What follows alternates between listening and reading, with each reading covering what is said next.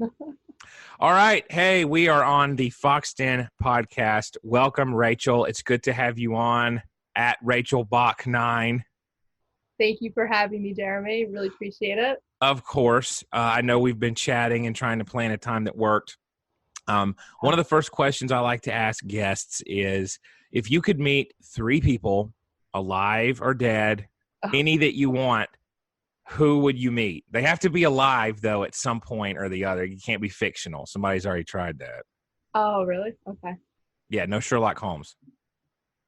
Oh, okay. Or like a fictional Bible character. But Arthur Conan Doyle will be fine because he's a real man. Okay, gotcha. My first one that sticks out would be C.S. Lewis. He's not real. He was invented by Aslan the lion. What? I find his writing to be so intriguing, and right. I'm in my first book right now of his, the Screwtape Letters, and I read that in high school. It's spectacular.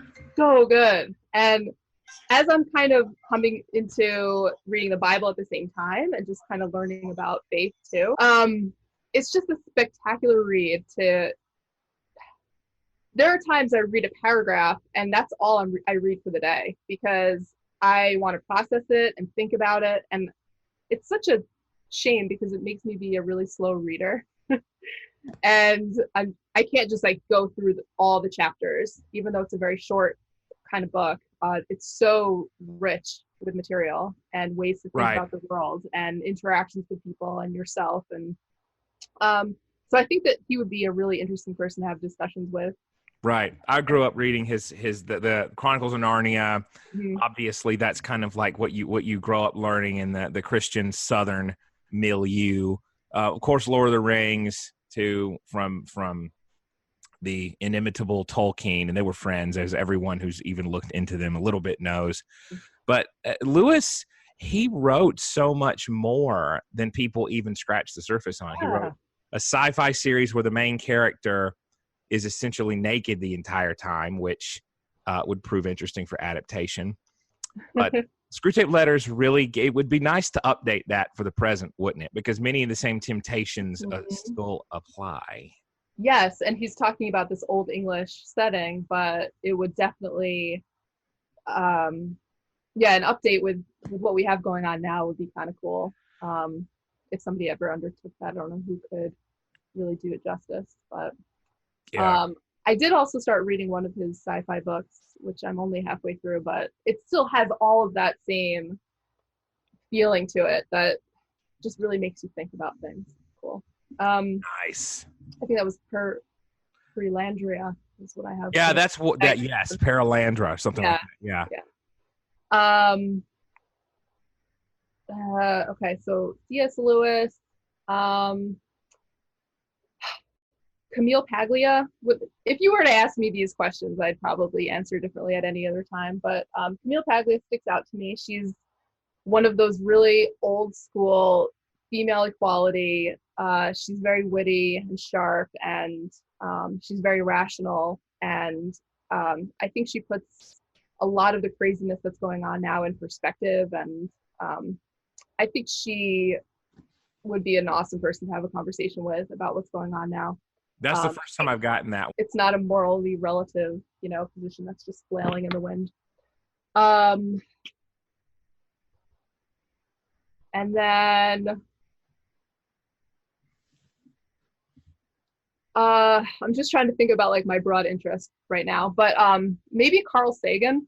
Oh, great. Yeah, so I've read probably maybe not all, but most of his books. And the reason why he sticks out to me is because he was denied tenure at Cornell.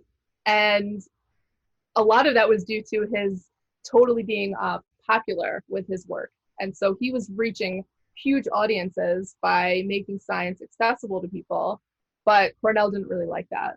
He wasn't very scholarly with his publications that were sitting in journals.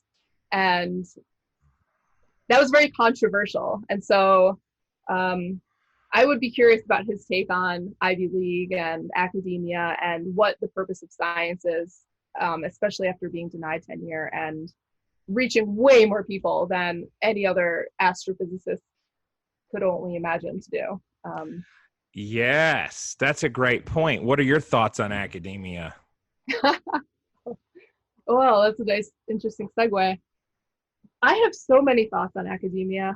I Um, figured. yeah, so it's weird because there's so many different arenas. There's the social sciences that are now obviously getting their fingers into everything. There's the science, academia. Um, I loved my time in higher education in terms of my own development and the ways that I could process information and do research. And I found that to be very fulfilling. Right. I Um, relate to that. yeah. So, yeah, because you're really busy with your mind, and it feels really good for a period of time. Yeah. Uh, What is your background? What did you, just for the listeners, what was your path through academia? okay, so I did my bachelor's of science in biology. Um, my master's, I didn't return for my master's until about 6 years later. In that middle time, I did environmental consulting and Wow. mhm, just various different jobs. Um, and so let's see, like permitting for different projects, looking at energy type of projects and permitting for that. I lived in Alaska for a little while and um, uh, worked on some projects up there, which was How'd very you fun. like that? I loved living up there. Um, it was a little bit isolated, but the experience was really cool. I got to go out and do a lot of backcountry trips. And that's when I'm really alone. I'm really out there. And you can't really find a lot of those places in the contiguous US anymore, No, you can't. where you can just like not hear a car. Those were really hard to find. Um, I loved it for that. Um, it is a very cool place to live.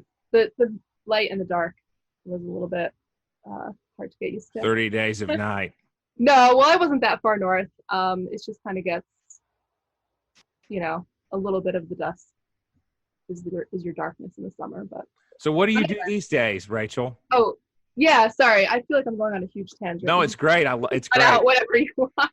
But so I took that 6 years or so window of time, and then I went back for my master's in biology. And then immediately after that, went to work for my PhD. And after about 3 years of that, I decided to leave my program. So that program was in wildlife conservation, kind of jointly with some work in biology too. So the reason why I left it mostly is that I was realizing that I'm making all of these career checkpoints, but none of them were really bringing the joy that they were maybe promised in my own mind or that I thought that they would. And Right. I don't know if a lot of people get there. I've talked with other friends too, where it's like, okay, so what? I always thought, okay, once I get my first publication, I'll feel like my research was worth it. Right. And publication, I don't know. It's okay. It's not like this long-term meaning. And so really, I think I just had to separate from that for a little bit and figure things out. And now I'm realizing that I was rejecting a lot of the traditional roles that I think I should have been embracing, which is building a family and things like that. So for anyone who's familiar with your Twitter persona, I mean, your interactions on there, a big passion of yours is encouraging people to pursue their own passions, whether that is not having a family and remaining in an academic scholarly context, right, or leaving that or postponing it until raising a family. So this would be a good time to segue into that if you'd like, because I know that's something that's extremely important to you. Right. So I think part of pulling away on the, let's say, all this baggage gets put on you when you're young, right? You grow That's up and you true. are in a bubble, right? From your family, from your mentors, whoever they were, just society at large, the images that you see in media, things like that. And so for me, I felt very much that it's hard to say how you felt in the moment when you were younger, but if I Of had to look course. back, it's hard to, what was my brain processing? But um, a lot of the things that I had grown up on were that powerful women went into careers, and they were career-driven women who, were wearing their suit and having their briefcase, and there was no question that I was going to college. Uh, Right. and I'm not against college at all, so I'm So not it was a saying the given. So thing. you saw that as your preordained destiny there. Absolutely. Preordained, you're Sure. going to college. It's just a question of what you're going to study when you go to college. Um, and for me, being on the higher academic level, I always performed very well academically and was in honors, and I was always pushed to do that route. Right. And even the mentors that I had in college, it was like, okay, are you going to go to grad school, or are you going to go back to school to get your master's? And then, are you going on? And not that's not that it's their role to ask you about, your family and things like that and what you want to do there, but it was always assumed that I would do this career heavy path first. And Sure. the kids and the family were always on the back burner in my mind. And especially, I think a big thing that gets put on to young girls is don't ever let it change for a man. Don't ever put a man first. Don't ever let a guy come between you and your dreams. And I think that sentiment on its own could have some inklings of truth, which is that you shouldn't veer off of who you are for somebody. But it has kind of gotten misconstrued into don't ever prioritize a relationship if it's going to get in the way of a career, which I think is backwards. And I think that the things that really give people meaning in their life are building families, building communities, and then the job is really what it mostly ends up being. Sure. That's a Second, lot to unpack. And I think, really is. no, well, that's the nature of this podcast is we talk about the difficult looming Mm-hmm. superordinate questions in life and don't shy away from them. So no, this is the absolute Yeah, meat of the podcast. So I and would on that point, Jeremy, please. I have not pieced it apart myself in terms Right. of what is the actual. I don't think that there's a best path that you can just apply to everybody. I think that everybody just needs to have these considerations in mind, and they're really hard to have when you're young because you don't understand how fast time goes, and you don't understand trajectories and how you might end up, and nobody can ever know No, that. no. So, but on what you're saying, I think it's a very difficult topic, especially for women who are, if things are kind of more time sensitive. Sure.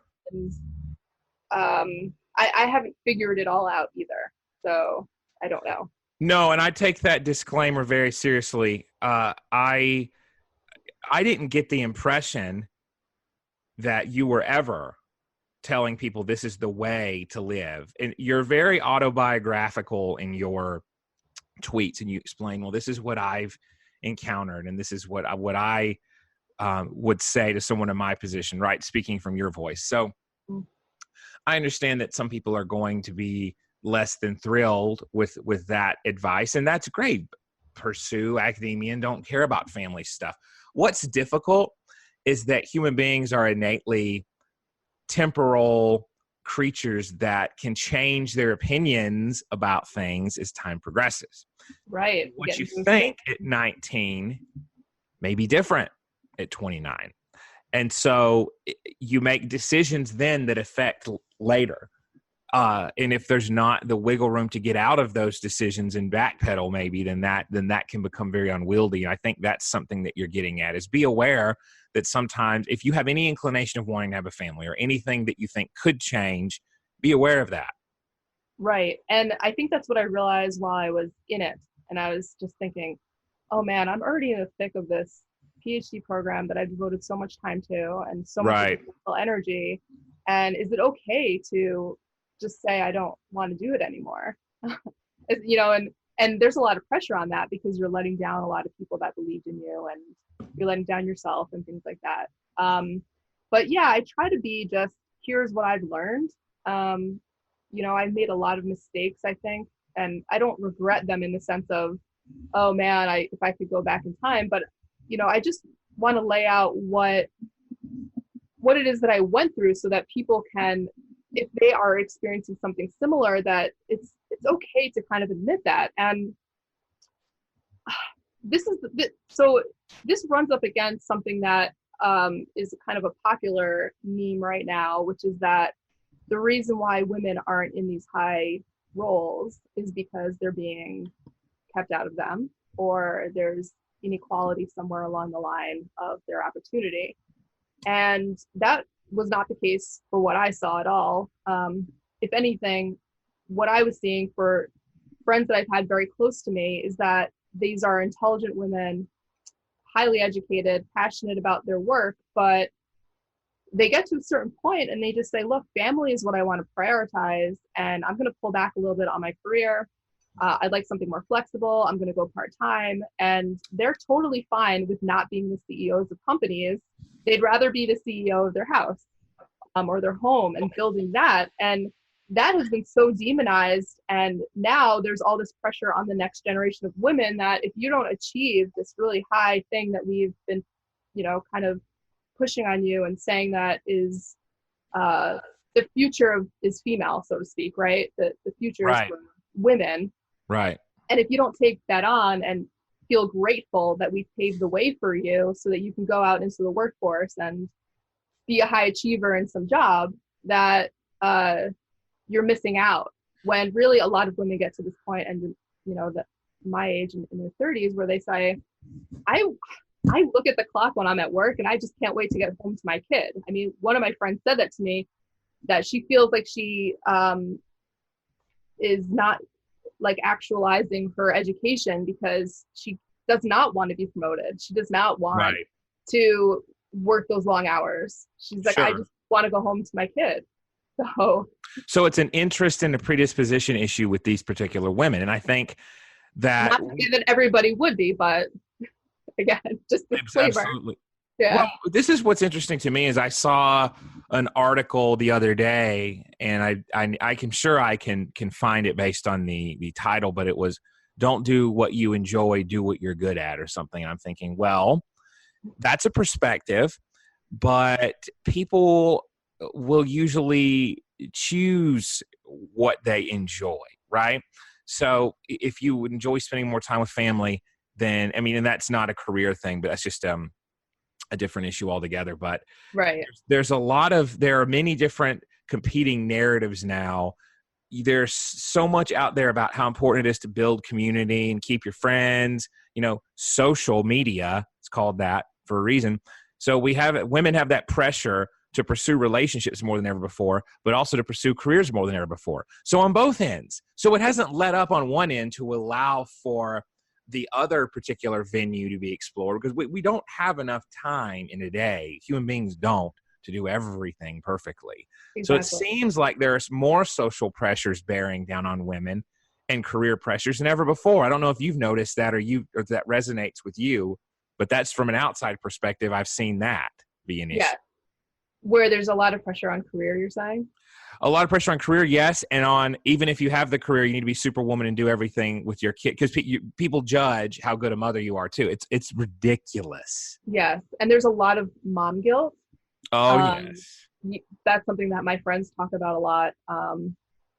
Now, explain that a little bit. What does that mean? I think I know, but I just want to really get it out. Okay. Well, I don't really know for sure. No, but I mean what your friends meant. But what they were saying was that you never feel like you're doing enough. Right. And no matter what it is, let's say you drop your kid off at daycare because you have to go to work because you think that you should be working for them, and you think that it's best that this is the scenario, but then when you drop them off, you feel guilty. But then if you pick them up but you don't do your job as well, you feel guilty. You make a cake and the cake doesn't look as good as the other cake and you feel guilty. You know, it's like every little thing. And like, there's so much noise that there is. It's just neuroticism inducing. It is. And I think women are more prone to that. And True. Well, they have higher neuroticism, but those negative emotions can be really compounded when you're trying to do too much. And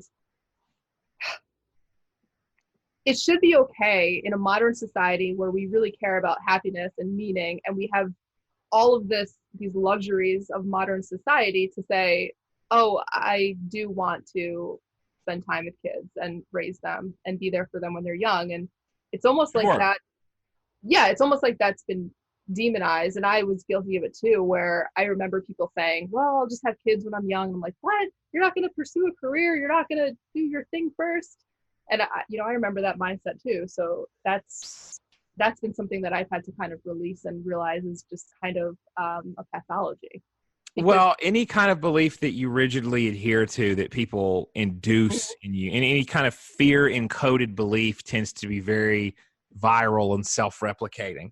So that's what happens is we're told, do this first and then worry about what comes later. I think that's well-intentioned. I think that people, so here's the big thing that I've noticed is that women who did the opposite, who maybe, God bless them, got with a really bad husband and then didn't have a way out or didn't have an education stand on and said, I'm going to tell my daughter never to do this. Right. And so it's total opposite. It's anecdotally based. And what, and we know as scientists, that means that it's just like one isolated case study. It's one data point, right? No matter how salient and actually relevant it is, it's what we need to be talking about beyond any absolutes, because people contextually will defy those. I think we need to be talking about better vetting and better relationship building skills so that if you want a mate, you look for these warning signs, right? And not go overboard, because some people can take it that way of any little sign that someone is not perfect all the time. Oh God, write them off. That's avoidant attachment right there. But I think people need to look at the bigger picture, that it's the quality of your relationships that need to be pursued and better vetted, rather than just saying, I'm going to isolate myself for a few years in academia or whatever. That's fine if you want to do that and you're choosing it. But if you're choosing it consciously, but if you're doing that out of fear, any fear-based decision, whether it's pursuing a degree or staying with a partner who's abusive, I think that's the wrong basis for it. Right, where I think you're saying, like, I need to pursue this and have this under my belt just in case. Yes. Or and that's tough, because anytime we have an externally given goal, it feels hollow when we achieve it to an extent, unless we really internalize it as, this is how it's relevant to me. I've seen this a lot with clients. Again, I see it with couples where they were told they need to get married and have a family, and it wasn't their choice. And I see it with people who went into an education and it wasn't their choice. The theme is, whatever it is, it's got to be something you're passionate about. Yes, absolutely. And you hit on something really good, which is that anecdotal, experiences, because as you mentioned with my Twitter, I try to make clear that this is my experience and these are things I've seen, because there is the danger of, this is what I see, and then that means that it's the way. Right.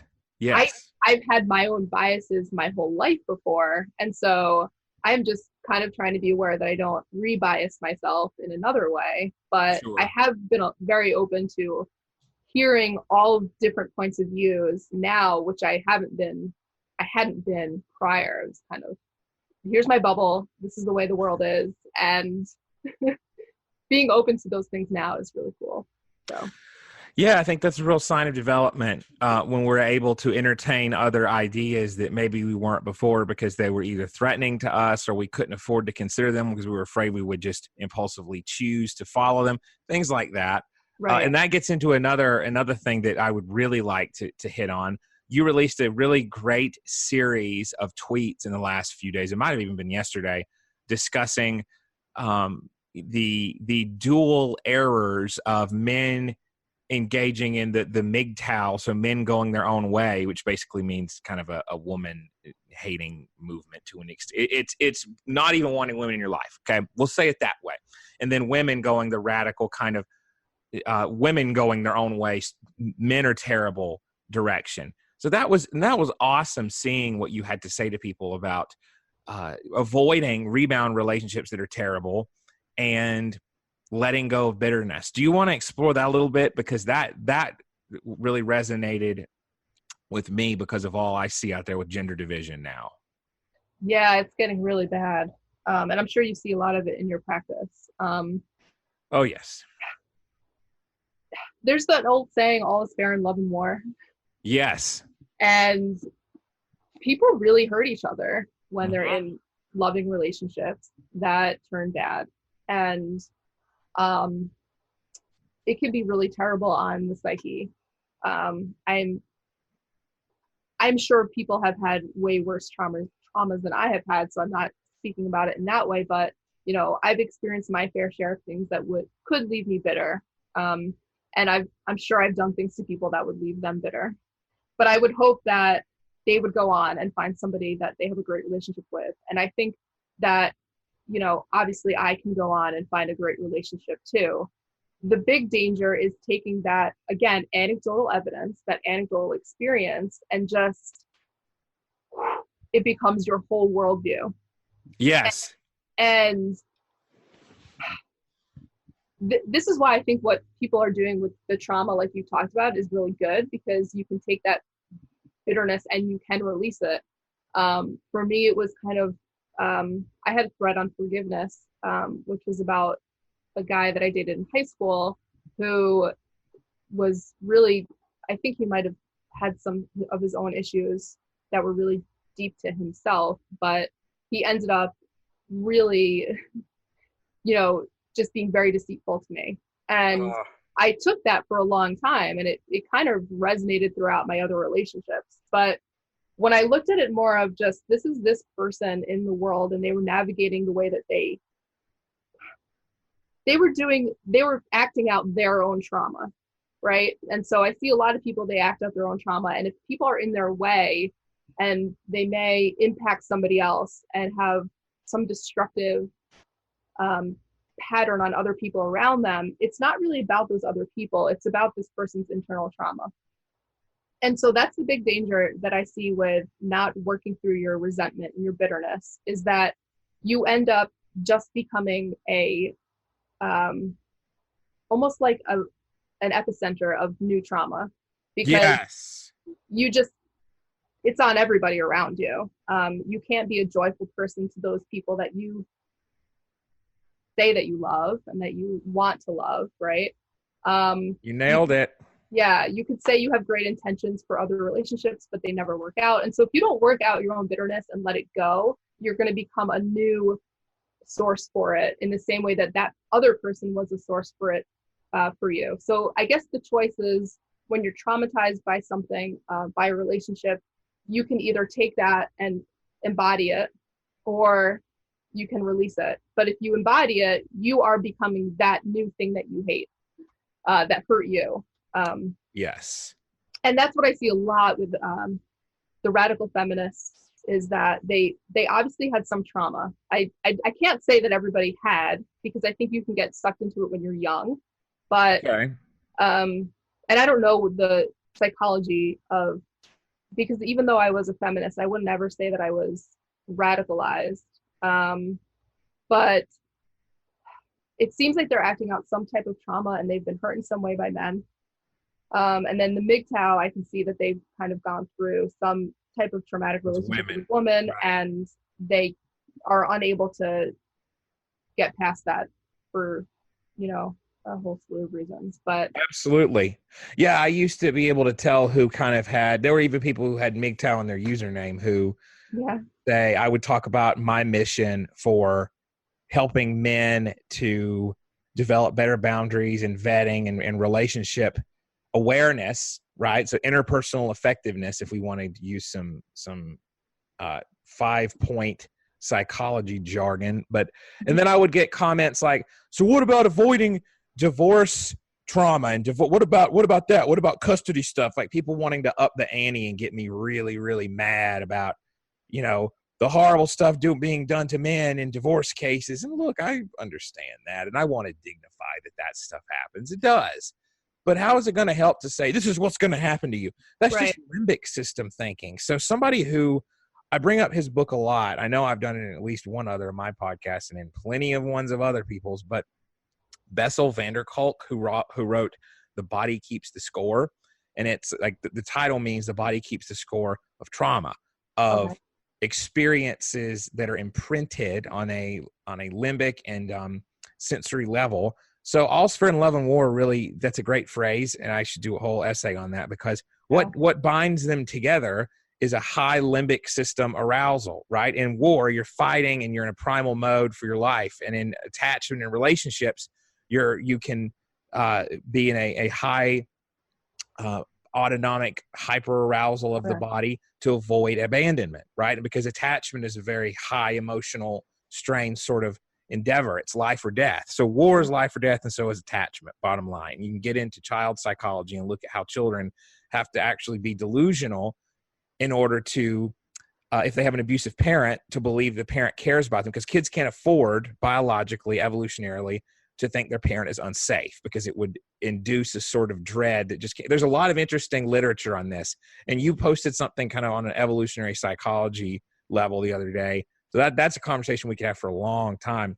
But attachment matters, and it's like the matrix, the conduit of trauma. Most trauma, I would say, besides natural disasters and single episode events, which respond really well to EMDR and stuff, and if people have a healthy immunity, right, they don't feel broken or they don't feel worthless. People are actually really resilient to natural disasters and things because they know it's probably not going to happen again. Right. It's like a one-off, but it's that pervasive embedded trauma that comes that infects the personality and the worldview and the belief and attachment that tends to create, like, it zombifies people, if you want to use that kind of viral metaphor, or it's like a contagion that if people don't inoculate, if they don't repair themselves against it, or really is best case scenario, but or do the work after they've experienced it, they transmit it to others. And so there's always one back that you can blame it on. And at some point we have to either take responsibility and not transmit it, or we create another chain of sorrow. I've seen that a lot. And what separates people who are willing to go to therapy is they want to stop that. And what sucks about it also is, unless they're court ordered, people who don't want to stop transmitting trauma never come in and quarantine it, right? So you get, like, there's a selection bias. People who are going to go to therapy already have a high level of empathy and want to stop this stuff, stop it, and be the generation that ends it. So anyway, there's so many places I can take what you just said. I welcome you to making my brain just like, I enjoy doing that. It's a lot of fun. I'm like, where do I want to take this? But you mentioned the divorce and how that was brought up. And that's brought up so often. Yeah. I understand why. Right. And I am a product of divorce. So my parents are divorced. And I think the reason why I come at that bitterness with the way that I do is because my dad, I think, was highly traumatized in the process. And I'm so sorry to hear that. Well, I mean, it is what it is. But, and we've talked about a lot of things, and he's come full circle on a lot of them. But if he had allowed that to destroy him, he wouldn't have been able to be the father that he was, and he wouldn't have been remarried and have this loving relationship now. And Beautiful. So I see that as, yes, this horrible thing happened. It wasn't the way that we wanted it to, but what am I going to do with my life from here and, from this point forward? And instead of kind of taking that trauma and just kind of riding the wave of it forward in your life. Right. There's post-traumatic growth and post-traumatic stress, right? And I have some clients who are unbelievable examples of PTSG, post-traumatic stress. It's unbelievable. And one of the common threads that seems to bind is if they had even one person in their lives who believed in them and thought that they were a great individual, and they had a solid idea of at least a few core tenets of their identity. And so, I mean, I've had clients that have terrible sexual trauma, and they know, you know what? that person was a horrible abuser, a pedophile, and that doesn't reflect on me. So when they can separate that and say, I'm not dirty, that person is, that's what makes all the difference, is viewing the cause and effect as it really is. And it's very painful when someone is abused as a child and taught that they're what's broken, right? But that's what the divorce thing, we got to recognize. There's sometimes where divorce comes from just some irreconcilable differences that maybe on a personality level, maybe somebody didn't know who they were marrying because that person concealed it, or maybe they just grew apart, or someone decided that they didn't want attachment. And that happens. And sometimes it's a lot more pathological, but that the breakdown of relationships and the whole till death do us part being replaced by until I feel like leaving, essentially, on an implicit level, that's a whole conversation. And I think that's tough to get into because it plays with a lot of people's expectations. And I mean, in sickness and health, right? Unfortunately, I've heard about people leaving partners when the partner has a really serious illness. I mean, this stuff happens. So, yeah. I do think that relationships have been out of convenience, or they've become out of convenience, or it's working right now. It's bringing me happiness right now. And it's a very self-centered way to look at that. And especially if there are kids involved. I had said to my mom, kind of a while back, but I just said, once I have kids, divorce is completely off the table. And wow, that's a big commitment. That's really the other extreme. Wow. Okay. Yeah, I know. And again, like what you just said, you're doing the same thing. You're just taking it to the other extreme. Right. And so I think the conversation that we just had illuminated some of that, because I did take her very laissez-faire, that's not the right way to say that, but just her blasé way to look at whether or not the marriage stayed together. For me, I have a very different take on it. It doesn't have to be serving me at that exact moment for it to be a long-term meaningful goal to stick around. But and obviously there's trauma and abuse and there's really terrible things that happen. And so I'm not saying that people that are divorced are all evil people. That's completely not how I feel about it.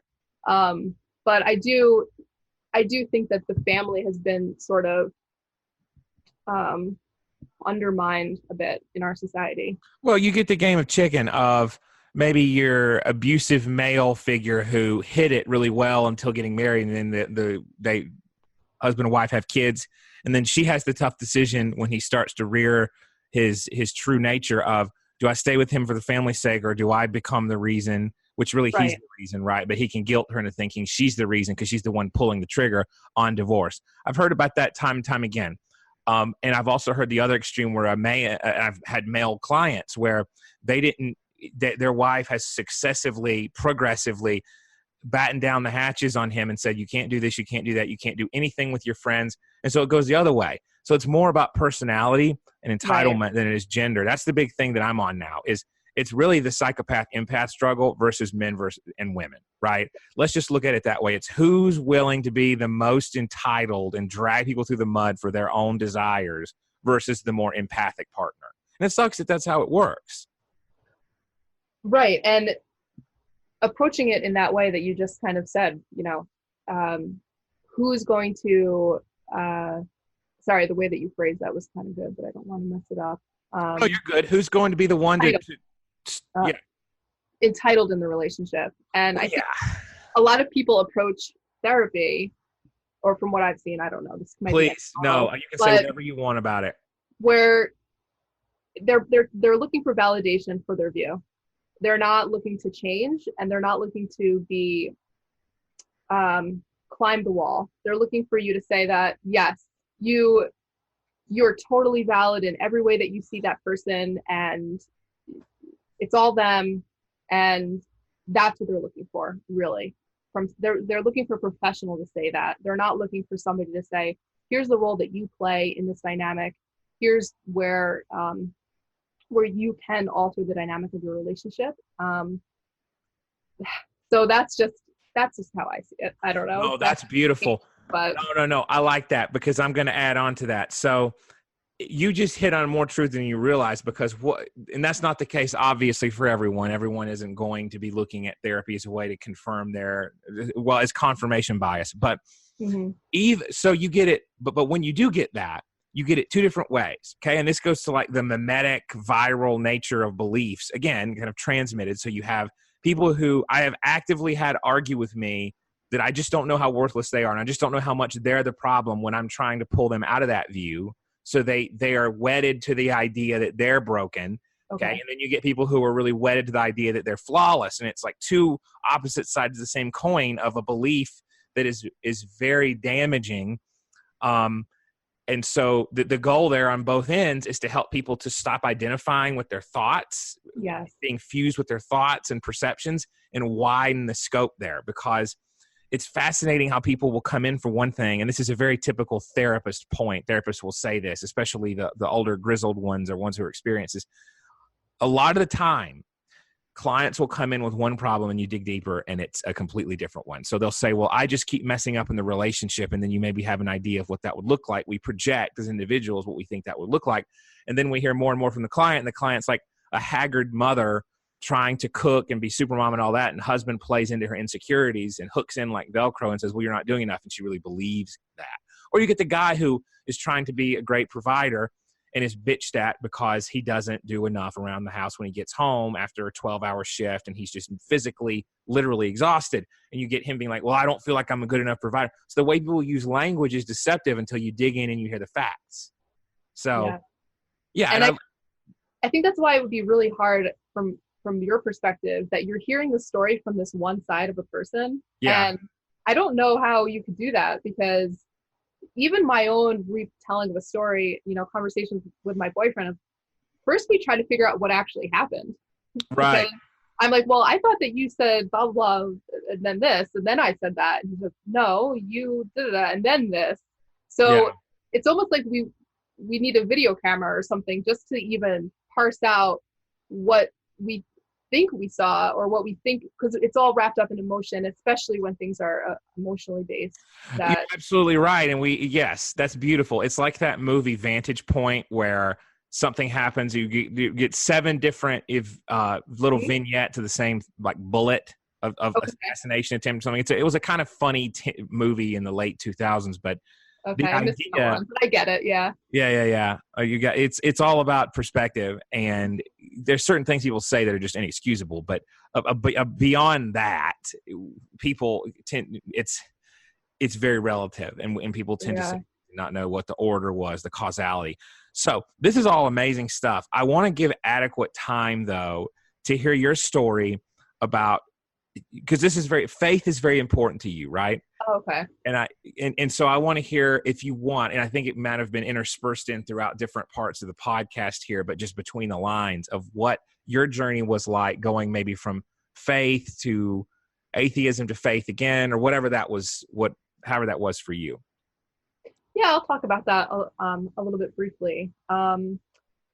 So when I say that I was an atheist for my life, I don't mean that it was just on the back burner and I just was like, it probably doesn't exist. Sure. I mean that I started an atheist club when I was in my master's. I had a whole community of people that we would talk about these issues. I watched tons of debates on the topic. I really just thought it was absolute nonsense. The return, and I wouldn't even say return, because I don't know if I ever was a believer even as a kid. Oh, okay. Good. Thank you for clarifying that. Yeah. Perfect. I was raised Jewish, and I was bat mitzvahed and all that, but I don't know if I ever really understood what it really meant to believe. It was just kind of what I was going through the motions of doing. Sure. Yeah.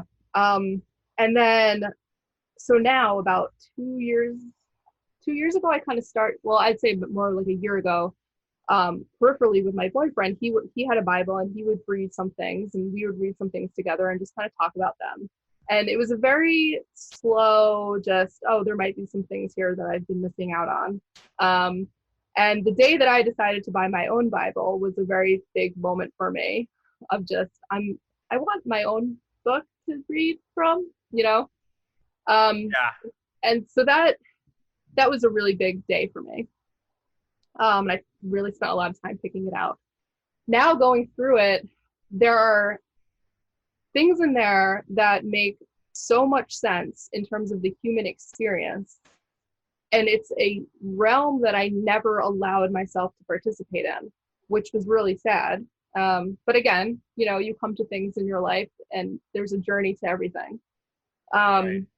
And I was misinterpreting a lot of things that people had said to me. And so I would cherry pick different things just to kind of make fun of it or misinterpret it on purpose. I didn't know I was misinterpreting it, but I was kind of, let's say, making it into, what's it called? It's escaping me, the logical fallacy. Straw man. Yeah. Yeah, That's a good one. I don't know why I was picturing a scarecrow. I'm like, not a scarecrow, but it's also made of that material. He's made of straw, so. Made of straw, yeah. So, so I was making straw man arguments about it, but so now I had these very few moments where it's kind of washes over you of what is meant by all of that.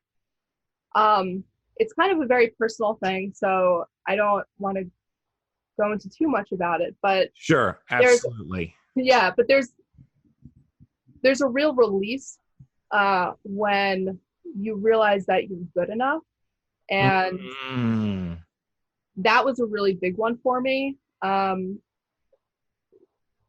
because I went through life and I don't know exactly where all of the things came from. I feel like we're having a therapy session, Jeremy. Sorry, it sometimes goes that way. It gets like, just your questions. But you get all of these different baggages that you take on and that you carry out throughout your life. And some of those might have been this high achieving thing that I had, right?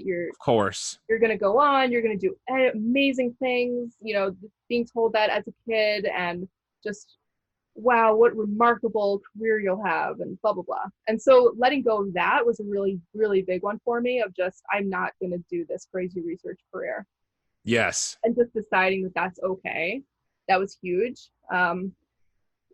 Wanting to be a really good partner with, my boyfriend and just being defensive over not being able to do that. And so just realizing, hey, you're enough. God is there. And that is something that you can always have, whatever else is going on around you. That's a very real journey within yourself and with, that doesn't involve other people, right? But when you do that, you can then be a source of light and goodness in the world because you're being really, you're releasing a lot of those demons, let's say, that you had.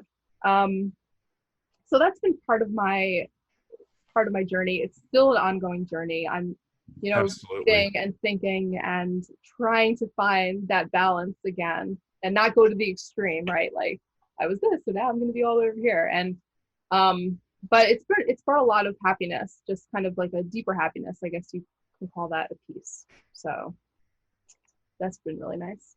That's an awesome story. Okay. I don't know. Yeah, I guess. I don't know. Thank you. Yeah.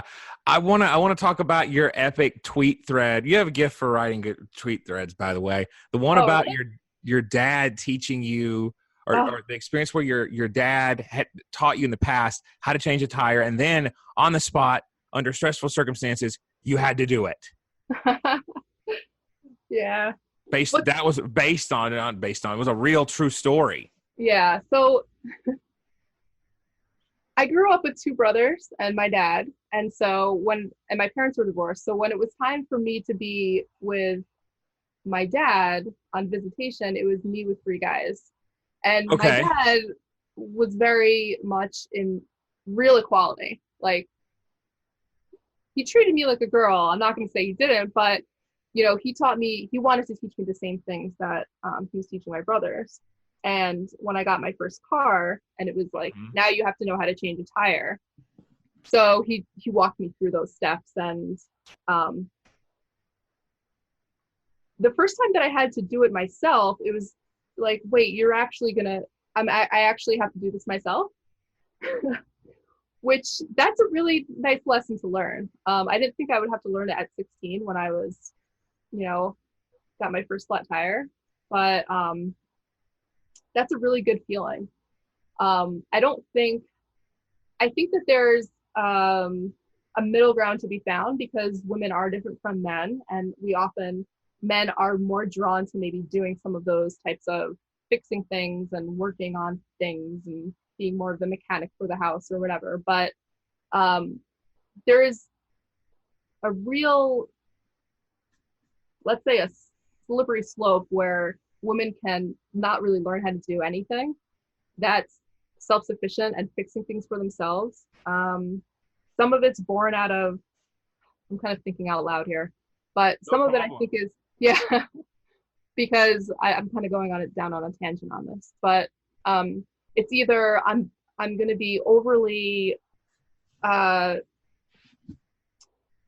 like, oh, I can't do anything for myself, and either playing that role where I don't want to learn how to do those kind of icky things, or we see it manifested with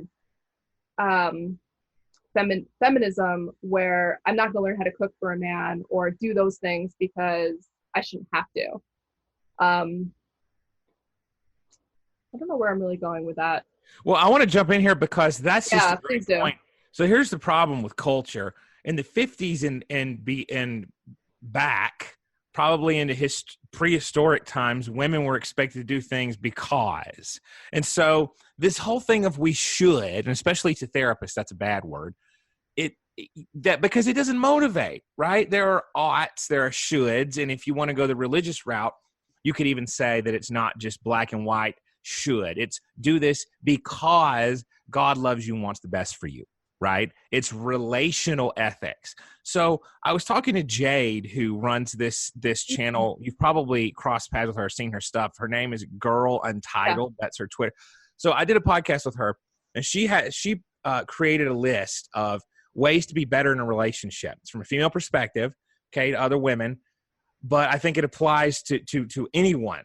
So it's about look at what you can do for your partner. And if both people are doing that, if both people are focused on the other, then it's not a complete selflessness because the other person's got your back, you've got theirs.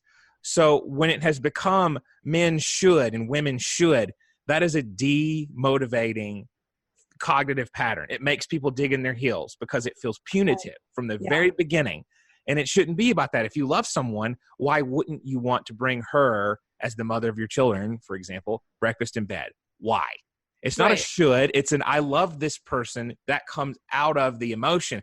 So I think we as a Western society have been screwed a little bit with these rules-based things that are very masculinized rules that don't come from a place of compassion. Because when you look at scripture and you look at love your wife as Christ loved the church, that's very all-encompassing. So the whole women need to submit thing has been taken so much and abusing women. Yeah, if a man can live up to how Christ loves the church, which as we know is an almost unfathomable goal, the point is that both genders should be striving for this amazing love that really is difficult. And we lose that, and it's, well, someone should do this, and it's a real punitive-based ethos.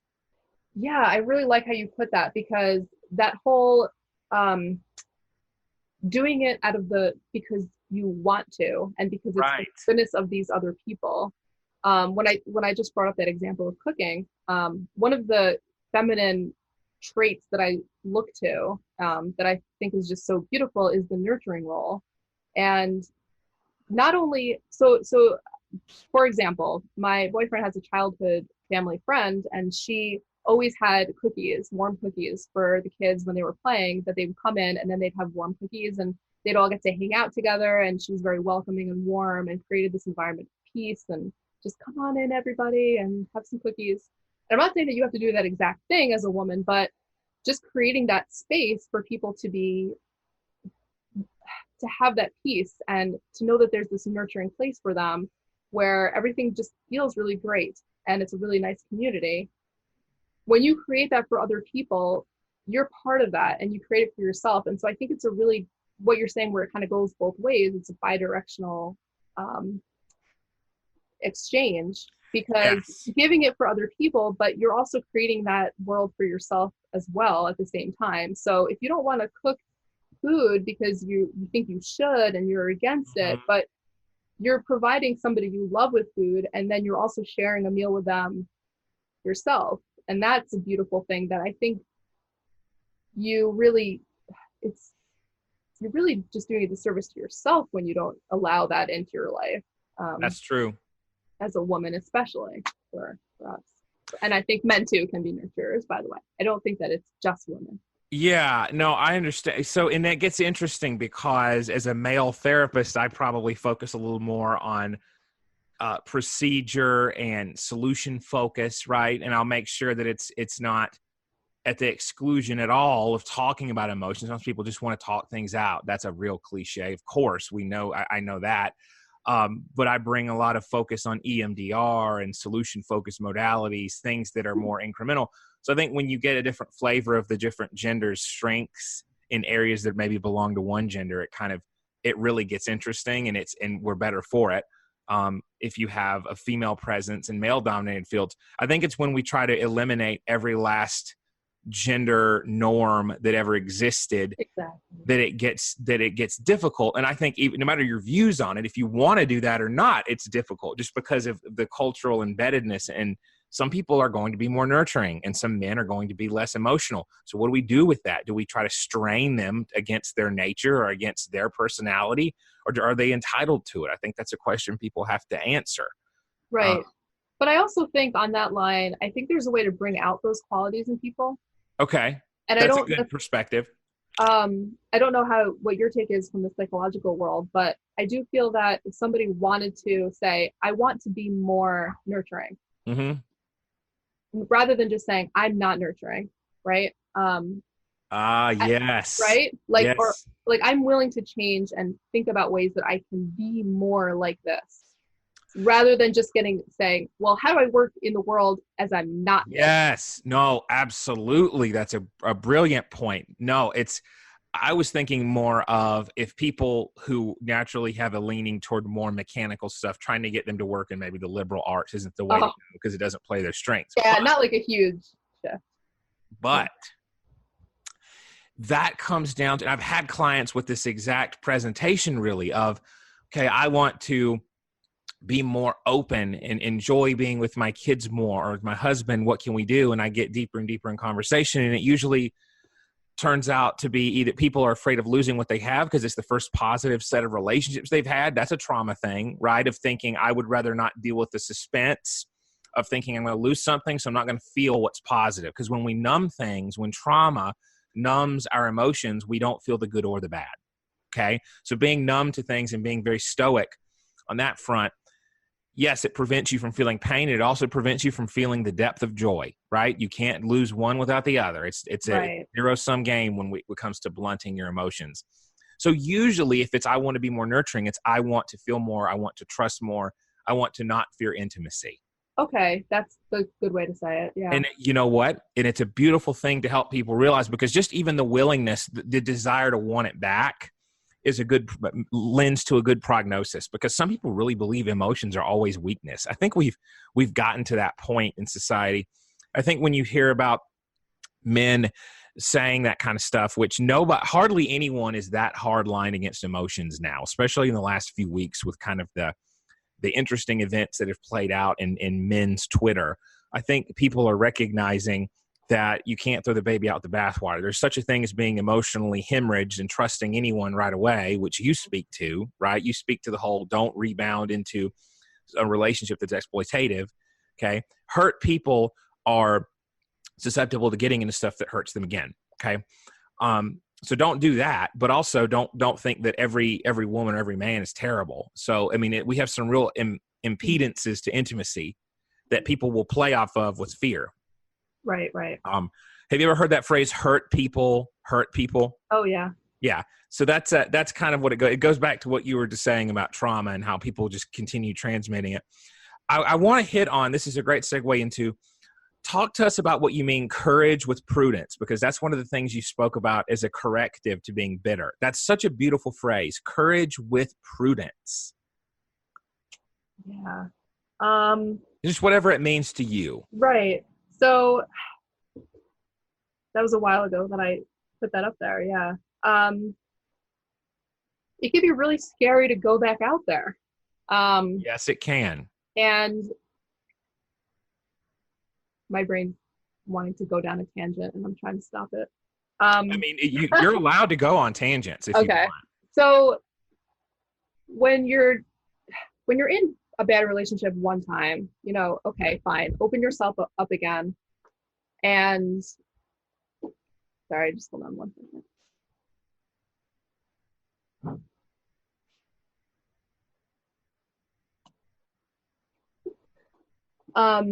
Okay, so if it's one time and you just say, okay, well, that was a fluke, and it might not be that hard to kind of embrace opening yourself up again. But if it happens over and over and over again, or maybe it was you, maybe it was them, it just didn't work out for whatever reason, but you kind of really got hurt in the process and you were really vulnerable during it, and then it no longer exists, right? That could be really hard, and especially to move forward again and again and again, you have to regain that strength and that courage every single time. And so I say with prudence, because you can't just put yourself out there and just open yourself up again, because that's just a recipe for disaster over and over again. And recipe for re-traumatization. Yes. And I would say that your vetting has to improve, and not just for the other person. Yeah. But how you act. Yeah. But how you act in a relationship too, like who you are you growing, making sure that you've dealt with all those things. So moving on very carefully, but having the courage to do it. Yes. Yeah. So I hope people are able to do that. It can be challenging. And the tangent that I was going to go on is that I think in this world now of sexual promiscuity, casual sex, and all of those really quick casual dating things, you open yourself up to be hurt over and over and over again in these small or big traumas, that it can be more and more difficult every single time that you have to re-enter that. And so I find that to be a really damaging thing about our current dating, where it used to be, you might get married a little bit younger than we might perceive as the optimal, but you weren't traumatized by dating. You maybe dated one or two people and then you got married, and then you were able in your own marriage at that time to not be a traumatized person. And now it's like you're entering marriage later on, but how traumatized were you, and have you dealt with those traumas? Wow, that's a brilliant point. That really deserves a lot more exploration. But I also want to explore your strong, what did you say? Maybe at some point, yeah. Yes, I really want to explore your strong suit here with biology in here, and just open up the floor to primal eating and what research on genotypes and phenotypes, and maybe anything you can hit on that, because you've done some great threads. But if you want to speak on those just generally or specifically, that would be awesome. Sure. Well, but that's not my book. That is a book that I was recommending for. Oh, no, I know. But you have some strong thoughts on the primal eating, right? Oh, yeah. So yes, we are in much more control of our health and the way that we feel than genes can ever speak for. So you have your genes, you have your set of genes that you inherit from your parents, but those genes don't just become expressed. Well, many do, but a lot of them, you need transcription factors that will actually say, hey, this is a gene that we're going to read, and then we're going to make a protein for it. And so you can control a lot of that with exercise, a lot of that with diet. And I think people have a lot more power than they think they have with just controlling their epigenetics, which is now that whole field looking at above the genome, above, all of the things that are on your DNA that actually control where the strands open and close and what genes get read. That's a huge field. but it's linked to the way that you make muscle tissue, the way that you even your mind and how quick your mind works, how you process food, linked to obesity, all sorts of different metabolic things. So absolutely. The book that if people have an interest in the food that is, the wholesome good food to eat and how to get away from the modern Processed food that is really not good for carbo overload. Yeah, I would definitely recommend Primal Eating, and there's a link on my feed somewhere. Beautiful. That book, like. That's awesome. No, I'm so glad to hear that. I mean, you have the credentials as someone with a master's in biology and 3 years toward a PhD in it. So I think listeners would be well served in heeding what you're recommending. Food. So Ingrid Pauline, and I know you know her too. Yeah. Great. You two should do like a joint podcast thing. I just need to get all the people and then get some male experts in fitness and just be a real meeting of the minds, charge some money for that. But she said food is not only fuel, it's medicine. And that is such a paradigm shifting notion to people. Oh, yeah. She recommends that book, Deep Nutrition. And then I've got this book that I need to read more of called I'm looking at it on my shelf right now, How Not to Die. It's a book about nutrition by medical professionals, and it's pretty well researched. So all that we're finding is that food serves more of a purpose than just sustaining us at status quo, right? It's a improvement factor. It helps. It's restorative and reparative if we're eating the right stuff. Exactly. Yeah. Food is medicine. You have that whole preventative medicine idea going on. Yes. And if you're just eating crap and expecting that you're going to take a pill to make everything better, then that's not a good recipe. And because the body digests and eliminates a lot of, like when you take something in a pill form, it's less resilient. Your body kind of destroys a lot of it, right? I know that's not the linguistically. The half-life is at play too. I mean, there's some stuff that doesn't go past the blood-brain barrier that well either. Yeah, there's some absorption issues. A lot of absorption issues. Yeah. So, I mean, such a great conversation today.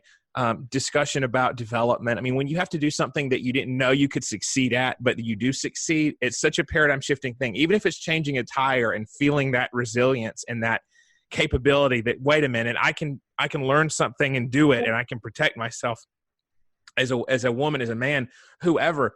That's amazing. And I think we're missing that now because people don't venture out and defeat their anxiety. They may just keep avoiding it and creating a bigger monster of avoidance and anxiety that just perpetuates. Well, on that, I just think that there's a whole culture of going away from self-sufficiency and just being able to take care of yourself in every way possible. We rely so much on the external. Yes, we do. Most people don't even know how to grow their own food, even any type of food. What would I do if the grocery store didn't exist, or how would I clean water and things like that.